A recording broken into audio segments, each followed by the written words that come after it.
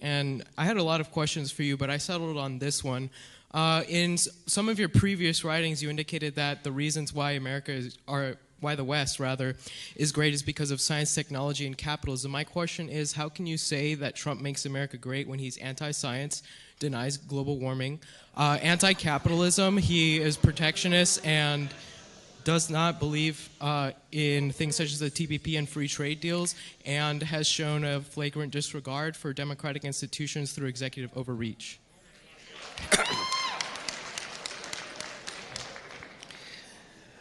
The question is, if the West is defined by science, democracy, and capitalism, how come Trump is against all three? I don't want to get into global warming because it's too big of a hole for me to get in right now. I want to focus on trade because that's more central to Trump's agenda anyway. Look, it remains to be seen, but in my opinion, Trump is not, in fact, a protectionist. Now, what I mean by this is that we don't live in a free trade world. If the United States tried to sell cars in Japan or China today, the Japanese and the Chinese will slap big tariffs on those cars. Now, there's a certain invertebrate, effeminate, free trade movement in America that basically says, that's okay. Let them do it. Let's have free trade over here. So even if they put tariffs on our cars, we shouldn't put tariffs on their cars. I think Trump regards this position as somewhat unmanly. And I think he's right. I think what Trump is trying to say is, listen guys, here's the deal. If you want to put tariffs on our cars, we're going to be slapping tariffs on your cars. But the point of doing the tariffs is not because we like tariffs, it's because we don't like what you're doing to the auto industry over there. You take your tariffs down, we'll be happy to take ours down. What we want is real free trade, which is to say a level playing field. Now tell me what about that is protectionist? Nothing at all. Okay.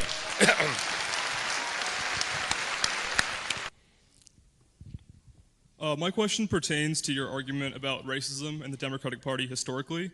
Could you provide context within the last 10 years for racist policies enacted by Democrats, if it's true that their historical behavior influences what they do now? And I'd appreciate if you could speak specifically to repealing provisions of the Voting Rights Act in red states like North Carolina. The question is about racism today and these arguments about voter ID laws in North Carolina.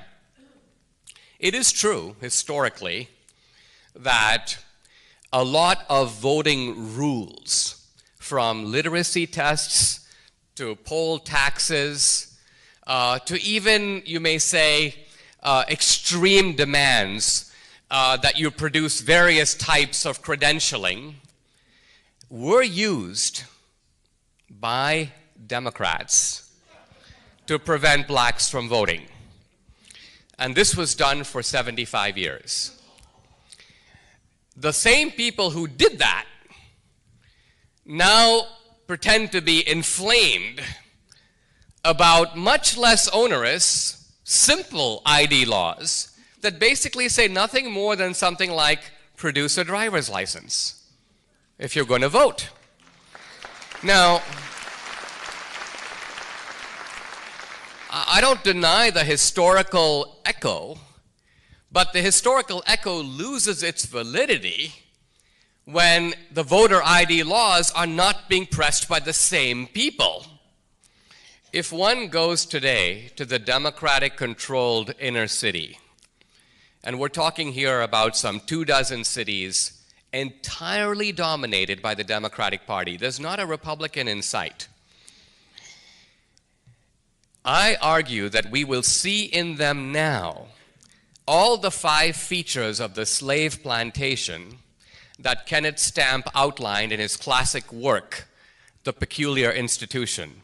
In a description of the plantation, Kenneth Stamp identifies 5 things that you would see on a slave plantation. Number 1, broken down, dilapidated, and unsafe housing. Number two, broken families. You can see this under slavery. There was a confusion of who's the real father, mulattoes running around in the plantation, the family structure in decay. Number three, a high degree of violence required to hold the place together. Police power, whippings, overseers, fences, barbed wire. Number four, everybody gets a basic provision. If you need food, you have health care, they call the doctor, but nobody gets ahead. There's no opportunity. Nobody really advances. The Southerners and the Democrats used to call slavery a school of civilization. And Stamp goes, that's not a school from which anyone ever seemed to graduate. And finally, nihilism and despair. A feeling that there's no future, that this is an intergenerational, ongoing, lasting way of life. Now, all those five features can be traced directly to inner city Oakland, inner city Baltimore, many places, Chicago. And like I say, this has been going on since the 60s. The United States has spent trillions of dollars to fix these places. The Democrats have been in charge of fixing it. And yet, many of these places are no better off than they were in 1967. Think about that. First of all, thank you for coming here. I'm Travis. I'm a student here, and I'll ask a little bit deeper on what the previous questioner asked. So, in your introduction, you talked about the many party systems that go on as the parties change over time. Why did the actions of the Democratic Party 3 or 4 party systems ago, 170 years ago, define the Democratic Party today with different people in it and a different ideology espoused? The question is, why blame the Democrats today for what people did 100 years ago, 150 years ago under slavery, 90 years ago under segregation, 60 years ago under the Ku Klux Klan, 50 years ago under lynching, 45 years ago in voting against the Civil Rights Acts. Why blame the Democrats for all that? They're changed. Now, no. Quite honestly, it is true that people can change. Whittaker Chambers used to be a communist, and he defected. He left communism. But Whittaker Chambers also wrote a book, 500 or 600 pages long, called Witness, in which he gave a wrenching moral accounting of how this change of heart came about. Now, if Robert Byrd has written such a book about how he outgrew his longtime association with the Ku Klux Klan, I have yet to read it. The truth of it is that Robert Byrd was called the conscience of the Senate until he died in the year 2000. Now, we're not talking about 50 years ago, we're talking about 6 years ago. When Byrd died, Hillary Clinton called him her mentor. Bill Clinton and Obama both went to the funeral. And Bill Clinton said something very interesting at the funeral. He said, "Don't be too hard on old Byrd for being in the Klan."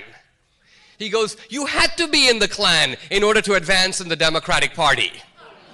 Think about that. You had to be in the Klan.